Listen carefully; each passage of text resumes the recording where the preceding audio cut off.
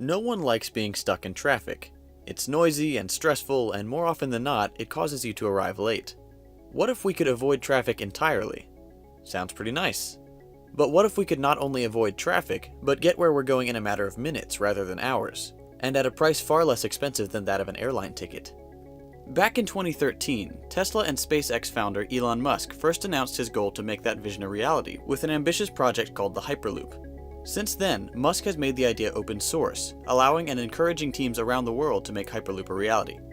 The project's ultimate goal is to revolutionize transportation as we know it by shuttling people and cargo between destinations at speeds exceeding those of commercial airliners, all at the price of a bus ticket. Musk wants the Hyperloop to transport its first cargo by 2020, and its first human passengers by 2021. Having a functional Hyperloop by 2020 is an exciting idea to be sure, but is it actually feasible? To answer that question, let's start by examining the history of tube travel. The idea of moving people and goods by pneumatic tube has actually been around for quite some time. It was first proposed way back in 1799, when British mechanical engineer and inventor George Medhurst took out a patent to transport goods by airtight metal tube. 13 years later, he wrote a book on the subject, though he never pursued the idea himself. Throughout the 1800s, there were several attempts at implementing what commonly became known as atmospheric railways, which included anything that used differential air pressure to provide power for propulsion.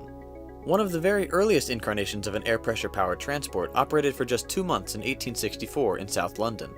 It was called the Crystal Palace Pneumatic Railway, which was a very grand name for what amounted to a single train coach propelled by a large fan down 550 meters of track. The Crystal Palace is thought to have been a prototype for a proper pneumatic railway that would have stretched from Waterloo to Whitehall, a project that was later cancelled. Fast forward to the 1910s and we get the first concepts of vacuum trains from American rocket pioneer Robert Goddard. It's these reduced pressure or vacuum-propelled transportation apparatus that seem to have the most in common with the modern Hyperloop.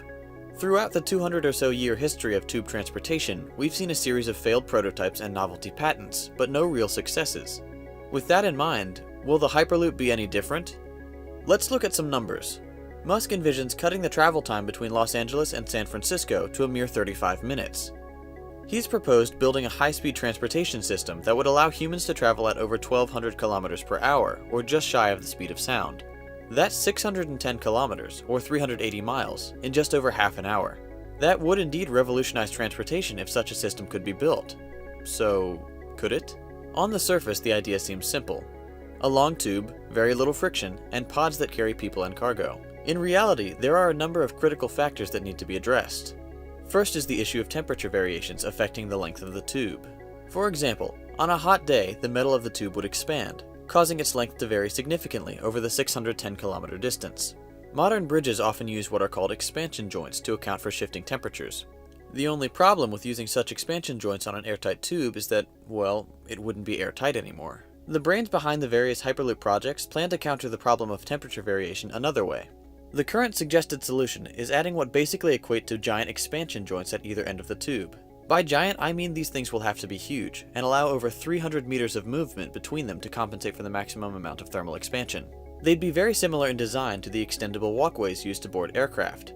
Some people speculate that allowing for such a huge range of variation simply isn't feasible, and any significant change in length could have disastrous effect on the tube system. Another problem is the current state of transport pods. In January of 2017, 30 teams were selected from over 100 applicants to compete in the final round of a SpaceX-sponsored Hyperloop pod design competition. These finalists all built prototype pods and competed for a chance to make a test run through a 1.6-kilometer segment of Hyperloop test track. During this final stage of the competition, each pod was put through a series of 9 tests, and only if they passed those tests would they be able to advance to the main event, a test run in the Hypertube. Of the 27 teams that competed, only 3 made it through to the trial run. Of the 3 finalists, only 1 pod made it all the way through the tube successfully. The main problem is that the whole setup is an assortment of prototypes, from the tube to the propulsion methods to the pods themselves. The pods are significantly smaller than they'd have to be in a commercial format. The tube itself had dust problems, and the propulsion method was a small electric vehicle that pushed the test pods a quarter of the way down the track, which would not be the case in a full-scale Hyperloop. Of course, at this early stage, there's not really much you can do but use prototypes. Every mechanical failure and design flaw is an opportunity for improvement, and that was the whole purpose of the competition. All current challenges aside, what effect would a finished Hyperloop have on modern transportation? If Elon Musk's vision becomes a reality, the changes would be dramatic. First, traffic could become a thing of the past. If Hyperloop tickets are as inexpensive as they're projected to be, many people would gladly pay to completely bypass their busy commute. With fewer people on the roads, that means less potential for accidents and fewer fatalities. Not only would there be fewer people in cars, but also a drastically reduced number of semi-trucks.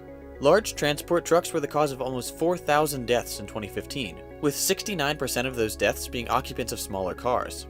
If these cargo trucks were replaced by cargo pods in the Hyperloop, we'd see a significant reduction of fatal crashes, traffic slowdowns, and presumably get the added benefit of faster transfer of goods from one place to another via the Hyperloop. Another important factor to consider is the economic impact not only on companies, but also on individuals. Driving from London to Manchester takes about 4 hours, or 2 hours by train. A Hyperloop ride between the two cities would take just 20 minutes. That's great for commuters, but the biggest benefit to the individual is the ability to live in a less expensive area, save money, and still be able to work in London's booming economy. Property prices in Manchester are about 1/10 of what you can expect to see in London, which makes for huge savings. For businesses, the Hyperloop would open up a massive new population of workers able to commute into the city during the day and back home in the evening, a trip that would be time and cost prohibitive without this new mode of transportation. The Hyperloop would also allow for a sort of cross-pollination between cultural hubs. A ride from Stockholm to Helsinki would take 28 minutes, connecting the two economies and those of the smaller cities in the surrounding areas, which would redefine regions and cultural hubs as we understand them. No longer would it be unreasonable to live 200 kilometers from work, or 300, or even 500. The Hyperloop would open up many new possibilities for the workforce of the near future. Would it become the most popular method of transportation? Maybe. Some people are concerned that the massive length and fragile nature of the tube would be a tempting target for terrorist attacks, and perhaps that thought would steer some people away from using the Hyperloop at first. However, if it does all it's projected to do, if it allows people to travel across huge distances in a short amount of time, if it's cheaper than a plane ticket, and if it's truly safe to use, then yes, the Hyperloop could very well become the transportation method of the future. Yes, there are many obstacles to overcome before it becomes a reality, but to all those who say it's impossible, remember that progress is made by pushing the envelope and doing things that others consider crazy. Consider this quote from the Quarterly Review in 1825. "What can be more palpably absurd than the prospect held out of locomotives traveling twice as fast as stagecoaches? Hyperloop 1 is currently building the first full-scale and full-speed prototype called DevLoop in the deserts of Nevada, and hope to hit their 1,200 km/h speed goal by the end of 2017. The Hyperloop is still a very young technology, and despite its many challenges and barriers to success, it will most definitely be exciting to watch it grow into what will hopefully become a revolutionary shift in transportation." If you'd like to learn more about the Hyperloop and tube transport, check out the links in the description. Be sure to subscribe if you haven't already, and follow Second Thought on your favorite social media. Thanks for watching, and I'll see you in the next video.